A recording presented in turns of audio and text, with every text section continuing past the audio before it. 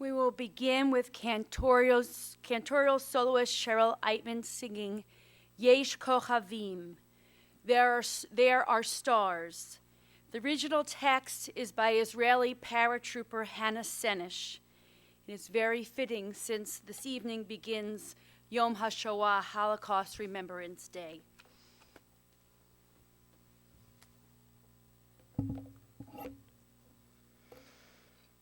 There are stars up above, so far away we only see their light, long, long after the star itself is gone.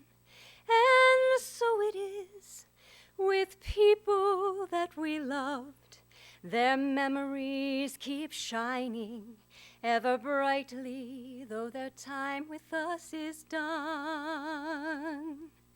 But the stars that light up the darkest night, these are the lights that guide us as we live our days. These are the ways we remember as we live our days. These are the ways we remember.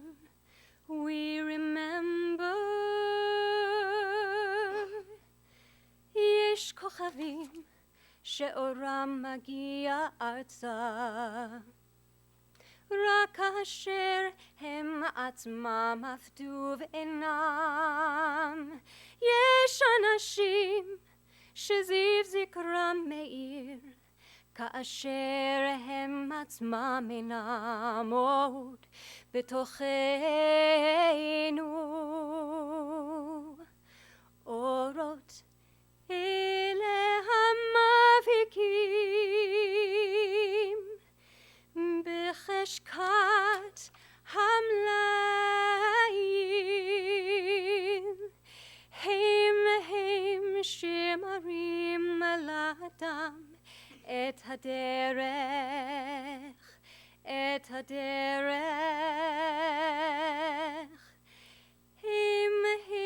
שמראים לאדם את הדרך.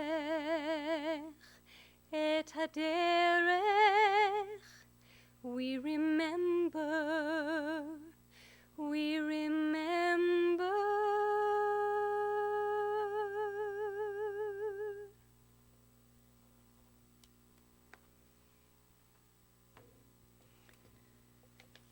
We gather together today as the dear family and friends of David P. Kraus. As we mourn his life, we must also celebrate the rich life he led. Death has taken our beloved David. Friends grieve in their darkened world. In their silence, there is lamentation. In their tears, there is loneliness. Lost in their sorrow, may they find the presence of loving friends. Hear them, O God, and be with them. For his love that united us in life, and which death cannot sever. For his companionship, which we shared along life's path, which still continues through the tenderness of memory. For the gifts of his heart and his mind, which brought us joy and happiness, and now become a precious heritage of the Spirit. For all these and more, God, we give you our praise. In his sorrow, Job cried out, Adonai natan v'nai lakach, Yehi Shem Adonai mevarach. God has given, God has taken away. Blessed be the name of God. An ancient people were well acquainted with grief and with the valley of shadows. Death and sorrow are not strangers to us. Yet the centuries have taught us that a good name endures beyond the grave, and there is strength in faith. With Job we say, Adonai Natan, God, you have given. You gave us a loved one who will not be forgotten. For what was good and enduring in his life, we offer the deepest thanks of our hearts. A poem by Kathy Zink. Take time to talk, for you may ask of all things unknown to you. Take time to laugh, for smiles relinquish sorrow and spread happiness. Take time to think, for the realm of knowledge is never ending. Take time to see, for there is beauty in every part of the world around you. Take time to feel, for the emotions of your heart often control the reasoning of your mind. Take time to live, for each day is filled with new opportunities that will be gone tomorrow. Take time to dream, for survival is forever challenging the powers of your imagination. Take time to love, for the sharing of all these things is the true miracle of life. Adonai, mi yagor ba'ohalecha, mi yishkon b'har kodshecha. Psalm 15. Adonai, who may abide in your house, who may dwell in your holy mountain? A man of integrity who acts justly and speaks truth in his heart, who has no slander on his tongue, who does no evil to his friend and has no insult for his neighbor, who has contempt for the wicked but honors those who fear God, who gives his word and come what may does not retract, who does not exploit others for gain nor take bribes against the innocent. One who lives in this way shall never be shaken. It is a fearful thing to love what death can touch. A fearful thing to love, hope, dream to be and oh to lose. A thing for fools this, and a holy thing to love. For your life has lived in me, your laugh once lifted me, your word was gift to me. To remember this brings a painful joy. 'Tis a human thing, love, a holy thing to love what death has touched. Adonai ro'i lo echsar, bin adesha yarbit seni, omei menachot yenachaleni. If you're familiar, please join me in the words of the 23rd Psalm. The Lord is my shepherd, I shall not want. He maketh me to lie down in green pastures. He leadeth me beside the still waters, and restoreth my soul. He guideth me in straight paths for his name's sake. Yea, though I walk through the valley of the shadow of death, I shall fear no evil, for thou art with me. Thy rod and thy staff, they comfort me. Thou preparest a table before me in the presence of my enemies. Thou hast anointed my head with oil, my cup runneth over. Surely goodness and mercy shall follow me all the days of my life, and I shall dwell in the house of the Lord forever. Amen. The Baal Shem Tov, the Hasidic Rebbe, once observed that there are 3 ways to mourn. The first is with tears, the second is with silence, and the third is with song. When we mourn someone truly beloved, we experience all 3. Tears at first, then silence as our grief settles more deeply, and finally song as we're able to celebrate the memories we hold deep in our hearts. So today is a time for tears as we say our final goodbyes to David, who was taken from us far too soon. We'll each remember David in our own way. Kelly will remember David as her loving father. Pat will remember David as her beloved companion. Throughout his life, David was a caring son to Charles and Jocelyn, and a dear brother and brother-in-law to Eldon and Connie, and Alan and Bonnie, and a devoted uncle to Sally and Paul, Brian and Sarah, Daniel, Ben and Sarah, Alex and Ian.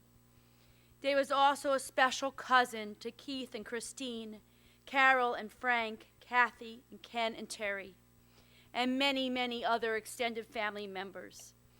David loved his family and his friends fiercely, and he loved his dog, Daisy. I did not have the pleasure to know David in life, so I'd like to invite his brother Alan and then his cousin Keith to share some personal thoughts about David.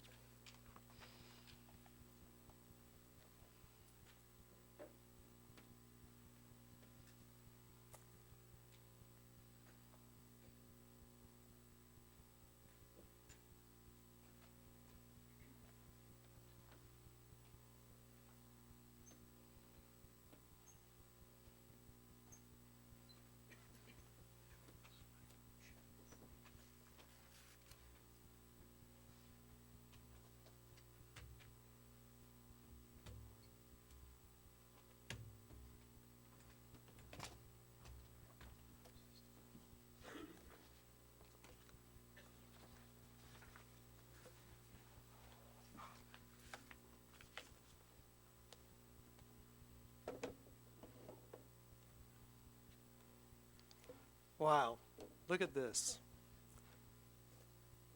I'm so touched that you've all taken time out of your lives to be with our family. And David would be so gratified, and if you were here, he'd probably look around and say, hey, who died? And I would say to David, you died. He'd say, really? All these people? I'd say, yeah, all these people. Because David, I'm not sure, realized how many people loved him and valued him. So I want to thank everybody for the emails, the calls, postings on social media. It is so appreciated. So over the last 8 years or so, Dave and I would talk several times a week. And sometimes he'd stop by my office. My office was like walking distance of his apartment. And no matter when he would stop by, no matter what I was doing, I would stop because David would come in my office and we would talk and we would laugh. And no one could make me laugh harder than David. Now he had this talent for impersonation and characterization. I thought I was with Richard Pryor, Jonathan Winters, maybe a little Robin Williams, but he was a little bit old school than that. And he'd just get going. And this is important. When he would do that, no matter who he was lampooning, and it often was me, it was never mean-spirited. Never mean-spirited. Just so damn funny. Hey, can I say damn? Yeah. Oh. Just want to clear it with a rabbi. So almost 9 years ago, I spoke at my father's funeral, and I know many of you were at that funeral. And I'm sure you remember everything I said.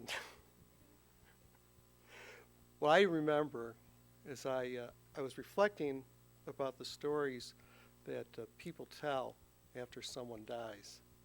And the fact that we can tell a lot about the person from those stories. I mean, was he kind? Was he giving? Was he generous? Was he mean? You know, the stories people tell. So there are people here that can tell David stories for hours. I'm looking for you, I know. And we would laugh and we would cry from those stories. And we'll probably do that in the days to come.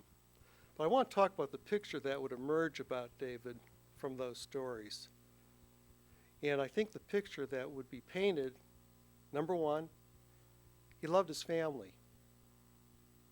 And he was a devoted friend.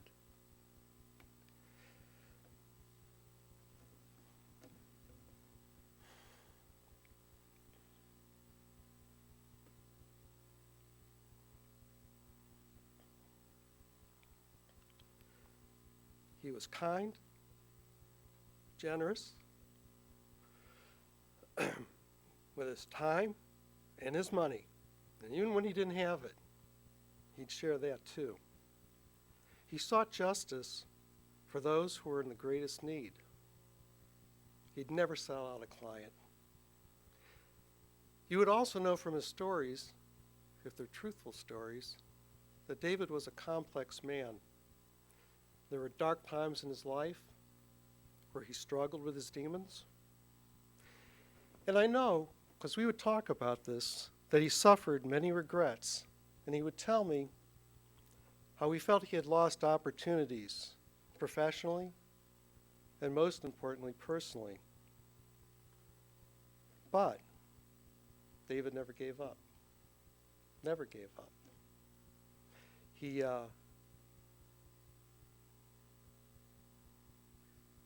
certainly, in recent years, made up a lot for those lost opportunities that he felt he lost. He met and built a life with Pat, and he loved her, and I know Pat loved him very much. He so enjoyed their travels together and the times that they just spent hanging out. You only have to look at David's photos on social media to know what he really valued. His family, of course his daughter, Pat. You go into his apartment and it's interesting. You know, he had a lot of pictures, and all those pictures, family. Yeah. And then he'd have pictures of when he was a little boy, you know, simpler times with my parents. And of course, his time with Pat. This was David. So why am I doing this? Why am I talking today? I mean, it's so hard. Well, so I thought about this over the last couple days. And so I want to speak for selfish reasons. At least I think they're selfish. Because when we lose someone and our hearts are broken, we do not want to let go. Listen, it's not rational thinking here. I'm just saying is that when this occurs, we want the world to stop. We want it to stop for everyone because we're shattered, and everyone should know it. Not rational. And I do this, I tell stories because I think it's my way we're keeping the dead with us. In a way, it extends their life. Even as the picture is fading and we're starting to lose what the voice even sounds like. So, by talking about David, I'm not letting him go.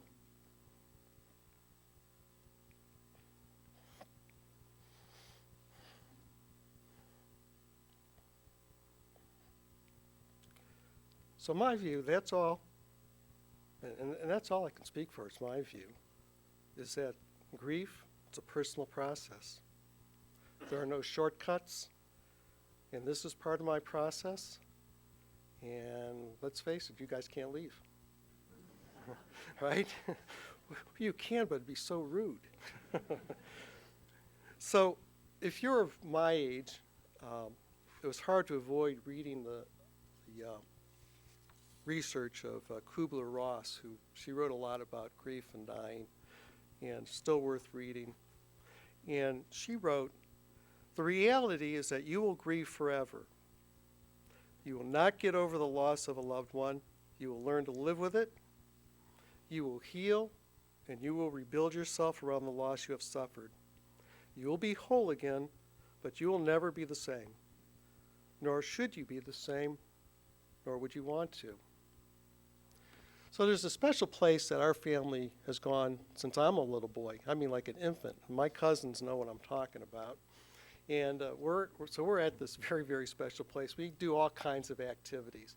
I mean, some people say kind of nerdy activities because we swim, we're outside, and we like to play cards. We play cards. And no electronic interruptions. So does anyone play hearts anymore?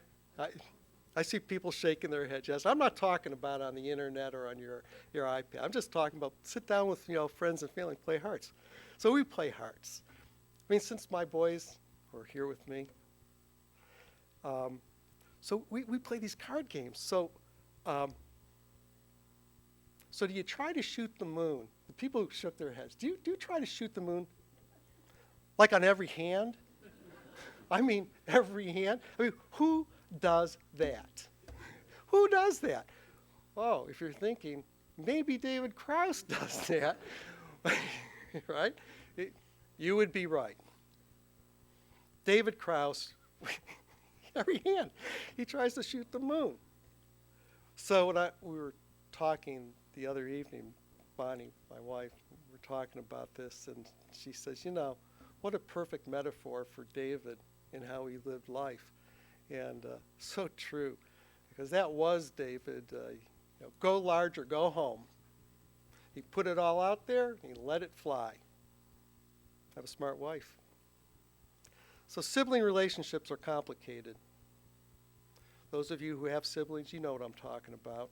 And my relationship with David was difficult at times. But the last 8 years were good and getting better. So I'll tell you this story. A few years ago, I'm preparing for a criminal trial. And this was a hard case, difficult facts. And we talk about this stuff, and David said, hey, can I help? And he's the type of guy, if he said, I want to help, he meant it.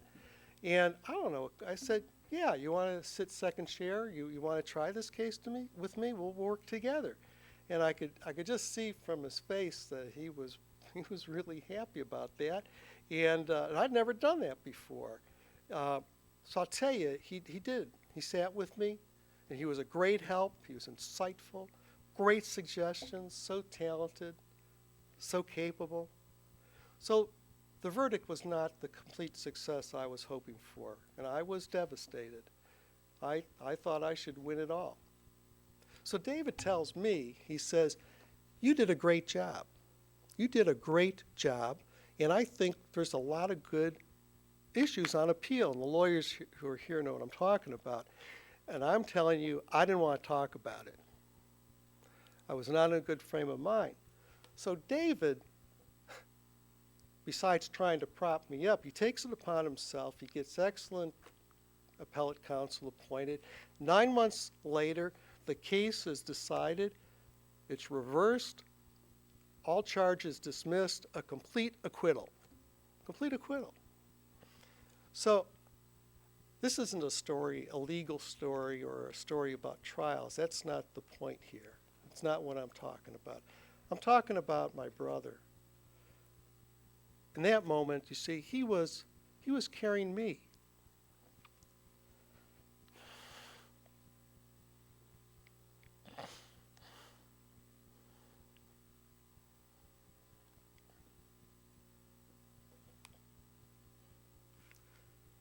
But that was David. He was thinking about me. It was me needing him. So,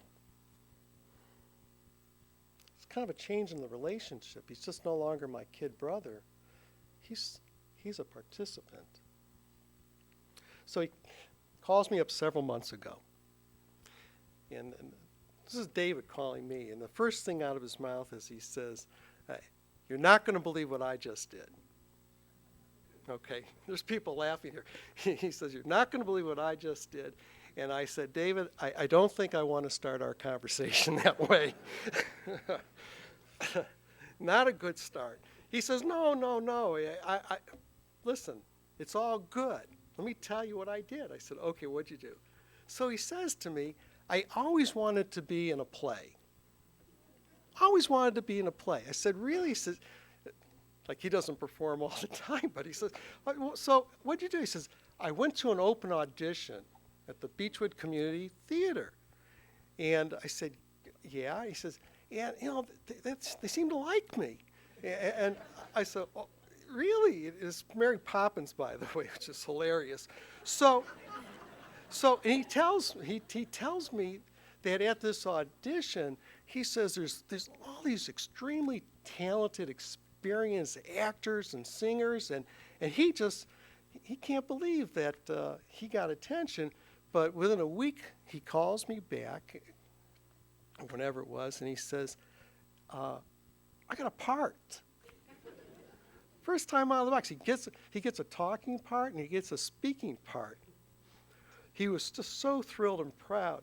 And what a perfect activity for David, because we all know how talented he was.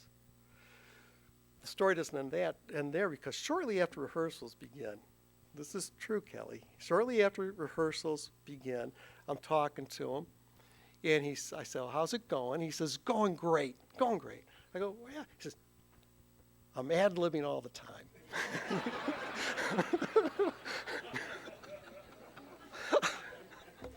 And I said, your first production, first time you're in a play, and you're adding lines to your part,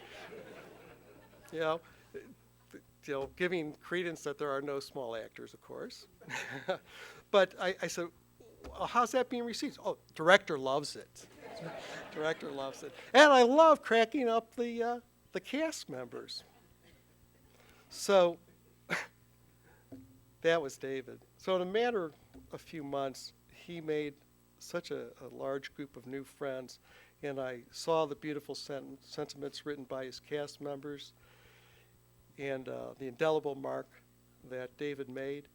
And by the way, he was recently cast and was in rehearsal for a production of Beauty and the Beast.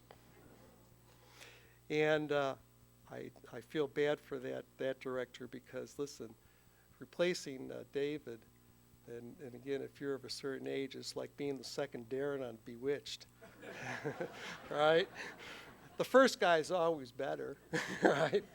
And let's face it, David is a hard act to follow. He is. So many gifts, talents, charisma. Over the last few years, we've had so much fun together, play music with my son, Ben, and other people. And you should know the music was very important to David. It was an important part of his life. He had so much knowledge, and it's no surprise, of course, that he was a wonderful performer. So here's the good news, if there's good news. I will never have to talk at one of my brother's funerals again. Now, how ironic that I'm the last son of Joe and Charlie Kraus standing. Now, if David were looking at this, he would say, not how you would bet in Vegas. And he's still on a first-name basis with a number of casino workers, but I will tell you those are other stories that we'll tell another time. But he would say, but sometimes long shots pay off, because that was David. So we have lost a valued member of the legal community, a cousin, uncle, father, a friend, a love companion, and a brother. So I don't know who wrote this, but it's a lot more eloquent than me. And it talks about this complicated, crazy relationship if you have siblings. To the outside world, we all grow old, but not to brothers and sisters. We know each other as we always were. We know each other's hearts. We share family jokes. We remember family feuds and secrets, family griefs and joys. We live outside the touch of time. Thank you all so much for being here. It's made this hard job a lot easier. Thanks.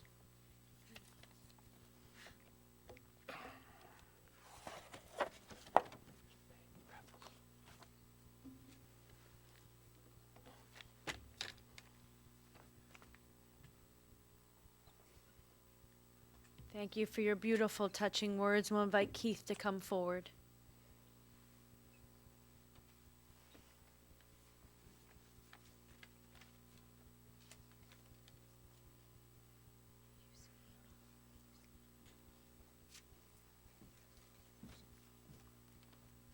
Gotta have these.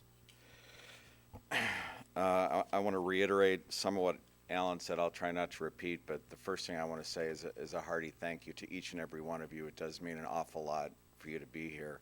To those of you that don't know me, I'm Keith Kraus. I'm David's first cousin. To those of you that do know me, I'm sure there's a few that are worried what I'm going to say, but I'll keep it clean. It's more than a little ironic to me that when I got the call that David had passed, I was on my way out of town to Las Vegas, and there's a lot of Las Vegas stories with David that I will not be repeating here. But when I was there, I decided to go. I talked to Alan. We weren't sure when the arrangements were going to be. I said I could always take a flight back, which I did. I took the red eye last night, so I'm on an hour and a half of sleep, and it feels real good, but it does not feel good to be here doing this.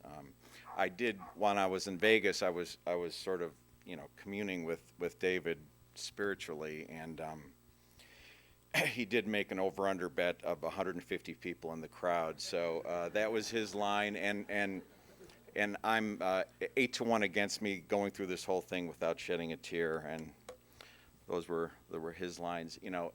Las Vegas is not exactly a traditional venue to grieve, and to try and put in perspective this. I kept getting hit with images and memories and thoughts.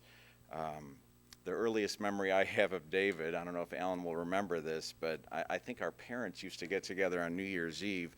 I couldn't have been more than 7 or 8 years old. And I'd go over to, they'd drop me at his house, and I guess the parents would all go out, and David was running around chasing me and pinching me. And it freaked me out a little bit, and I don't know if I verbalized it to my folks that I was uneasy about all this. I didn't really want to go there. I mean, they lived in Beechwood, we lived in Shaker. We weren't that tight back then. And then, and it's all a fog. Okay, I mean, you get older, you don't remember like you used to. I can't put dates on things. Not just because I'm on an hour and a half worth of sleep, but I feel that we reconnected in the law school era. And during that time, we spent a lot of time at the racetrack. And it's true. I mean, I'm just speaking the truth.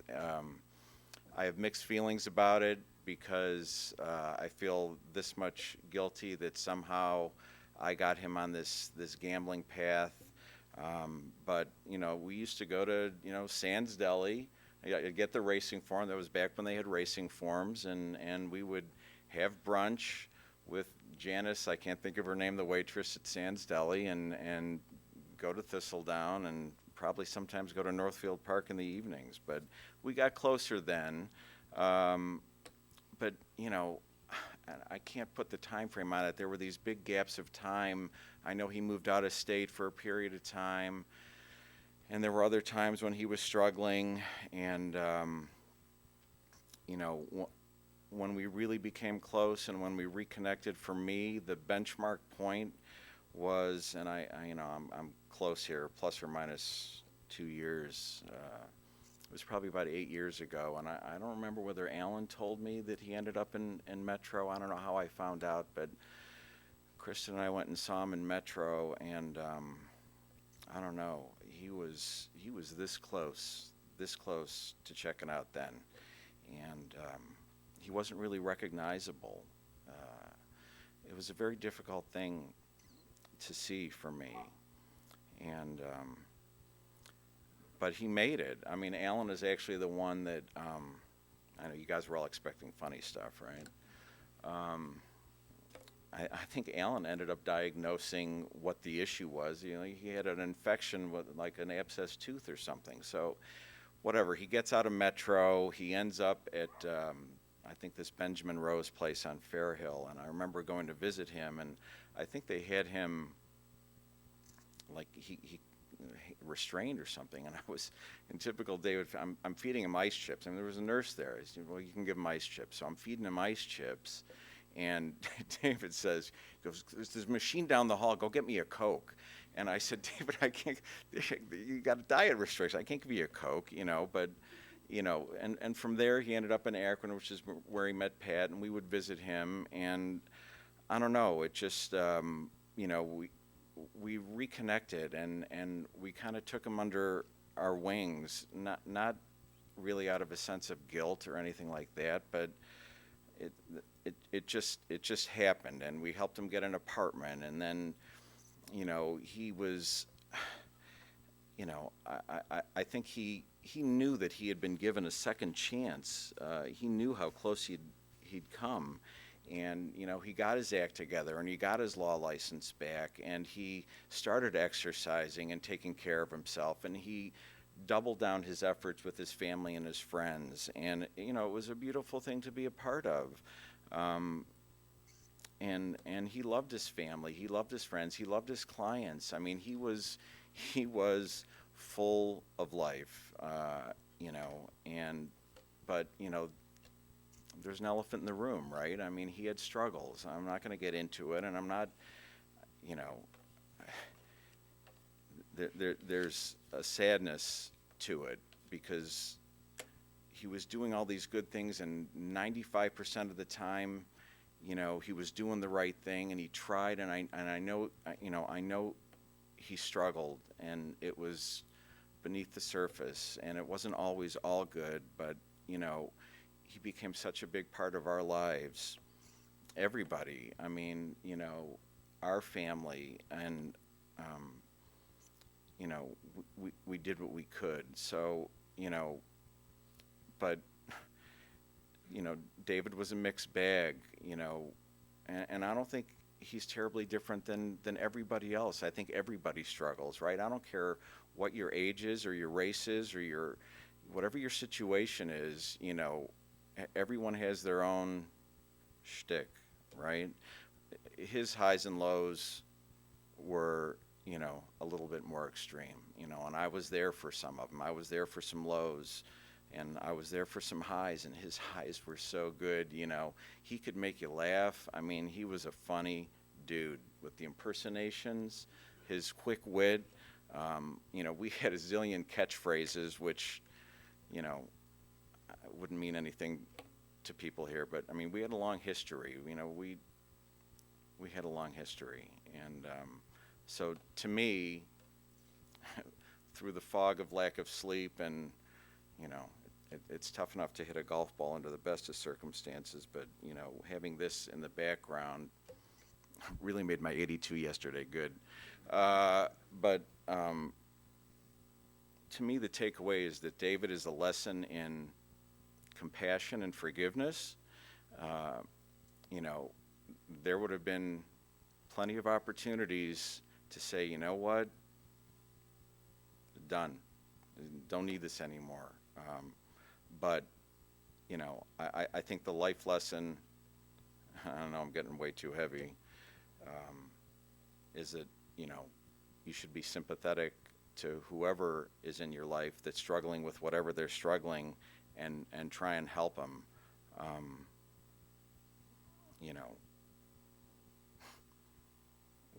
I choose to remember the good times and the high notes and all the good things that he did and the great times we had. I'm thankful for the 8 years that we had together when he was this close to checking out. It's way too soon, but I'm thankful for that, and we loved him, and we're going to miss him. Thank you. Now I'd like to invite Paige Schiller and Amy Gitterman, who are, and who? Lauren, who are new friends of David's from the Beechwood Community Theater.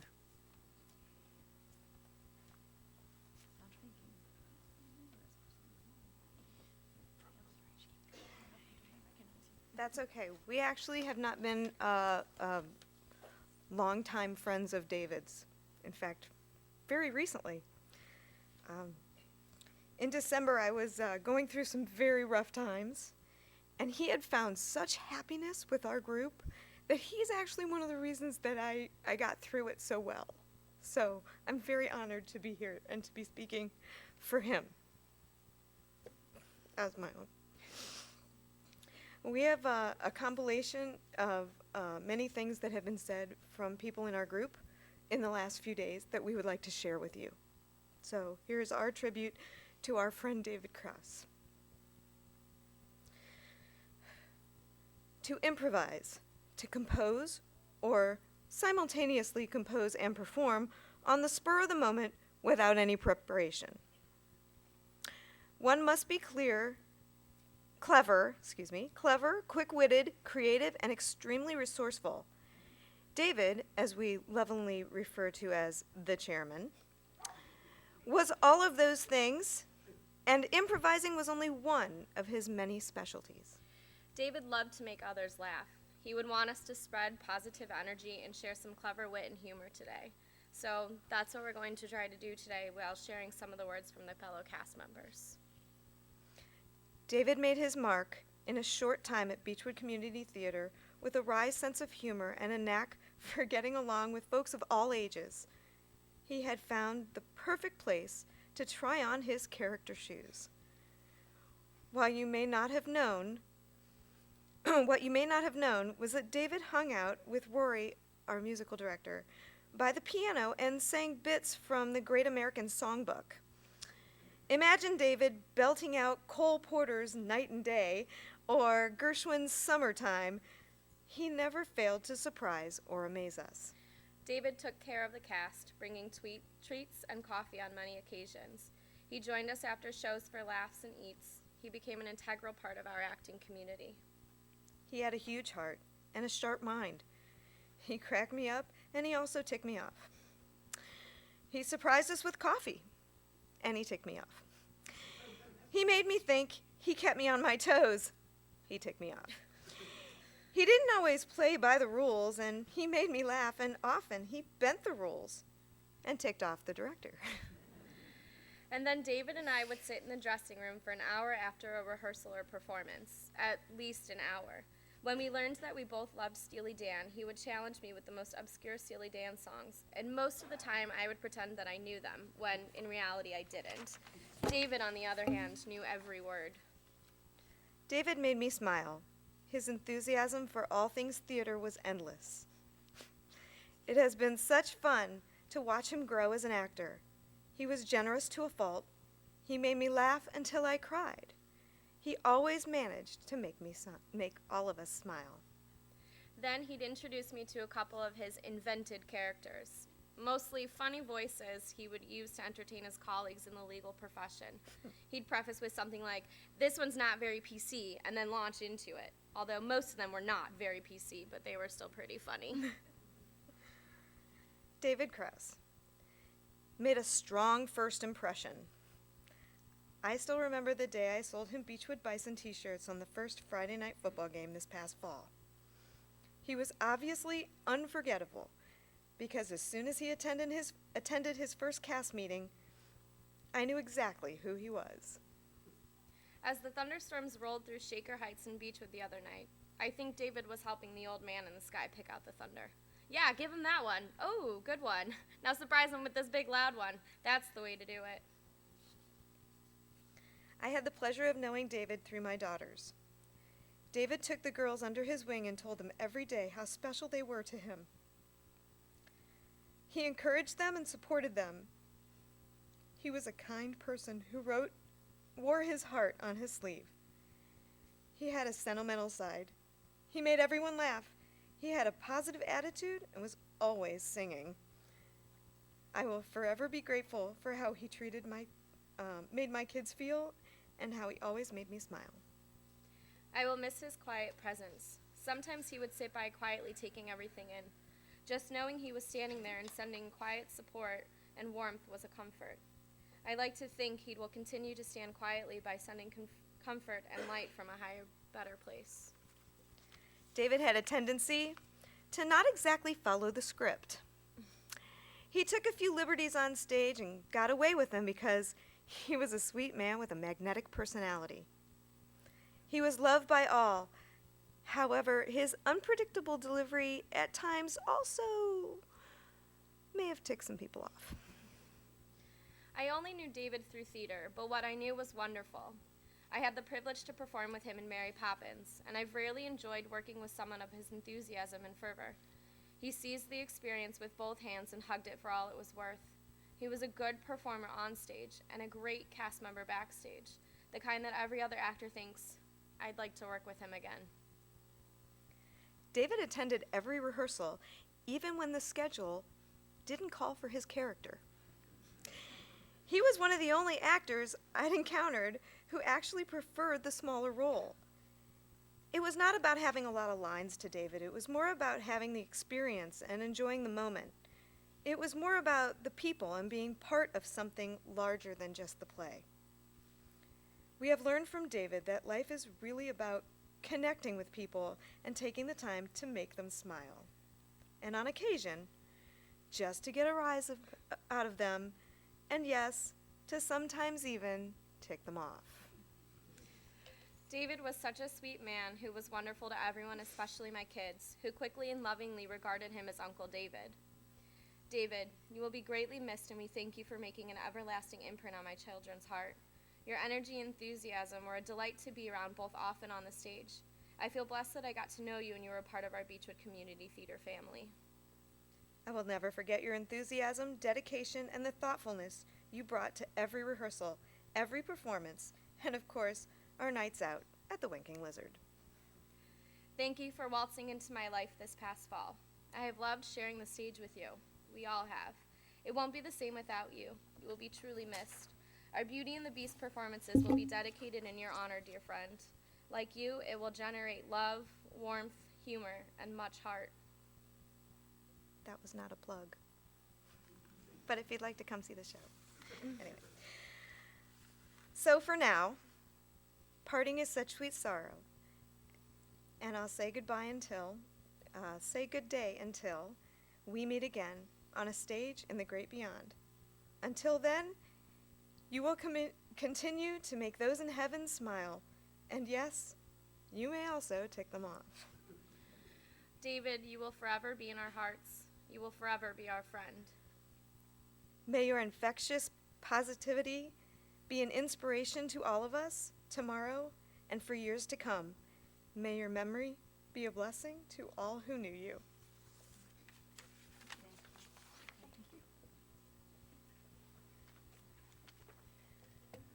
Ben and Frank, thank you all for your beautiful personal words, and now Ben and Frank will share Tears in Heaven. Hey, 1, 2, 3, what you doing over there?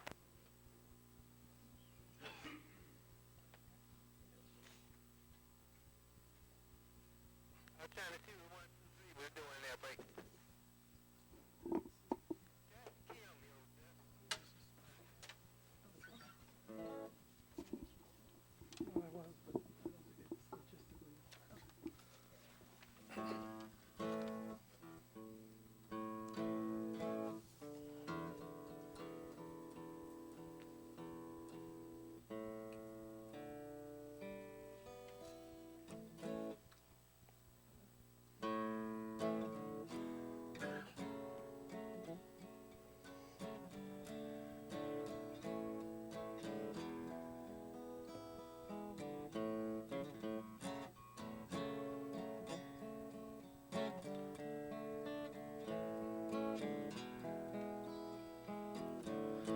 Would you know my name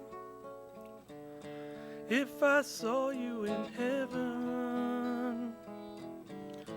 Would it be the same if I saw you in heaven?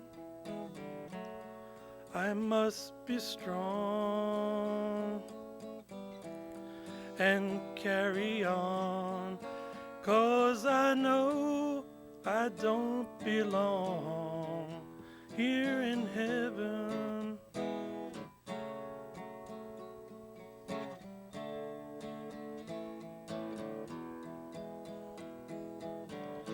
Would you hold my hand if I saw you in heaven?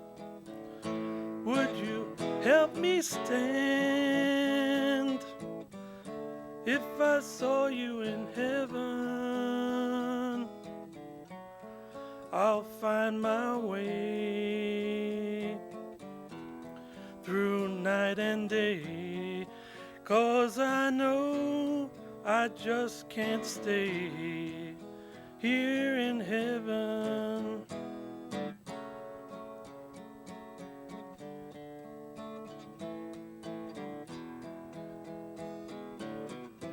Time can bring you down, time can bend your knees. Time can break your heart, have you begging please, begging please.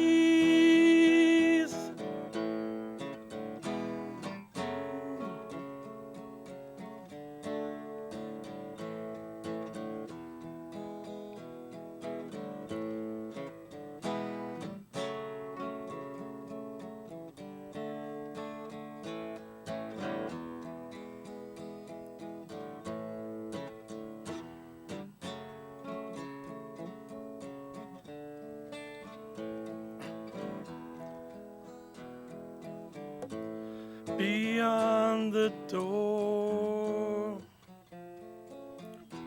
there's peace, I'm sure, and I know there'll be no more tears in heaven.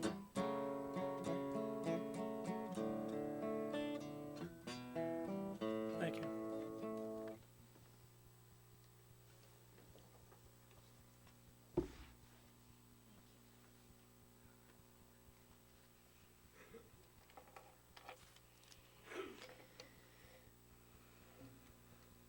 Birth is a beginning, and death a destination. But life is a journey, a going, a growing from stage to stage, from childhood to maturity, and youth to age, from innocence to awareness, and then perhaps from ignorance to knowing, from foolishness to discretion, and perhaps to wisdom. From weakness to strength, or strength to weakness, and back, and often back again. From health to sickness, and back we pray to health again. From offense to forgiveness, from loneliness to love, from joy to gratitude, from pain to compassion, and grief to understanding, from fear to faith, from defeat to defeat to defeat, until looking backward or ahead, we see victory lies, not at some high place along the way, but having made the journey, stage by stage, a sacred pilgrimage. Birth is a beginning and death a destination, but life is a journey, a sacred pilgrimage made stage by stage to life everlasting. If you're able, please rise now for El Malay Rachamim.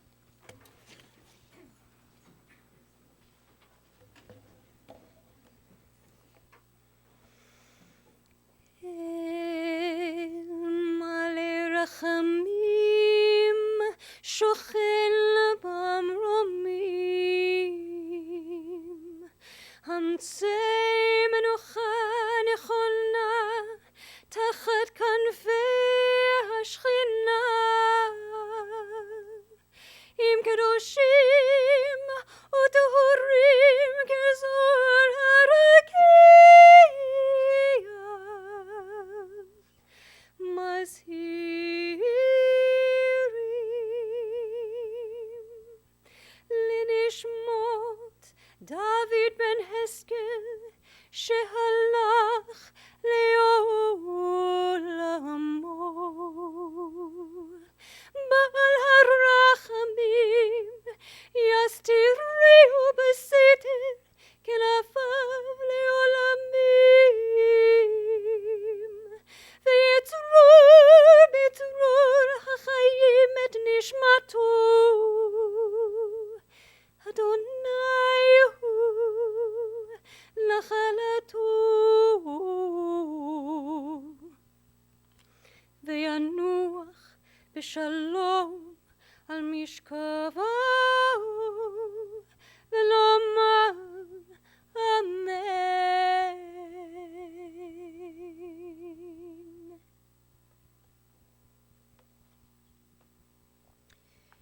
Compassionate God, eternal Spirit of the universe, grant perfect rest in your sheltering presence to our beloved David P. Kraus, who has entered eternity.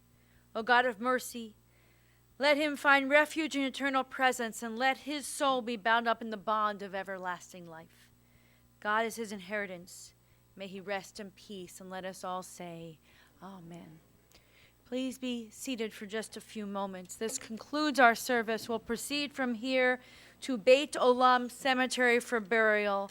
And following burial, David's family receiving visitors at Keith and Christine's home, 2928 Sherbrooke Valley Court in Willoughby Hills.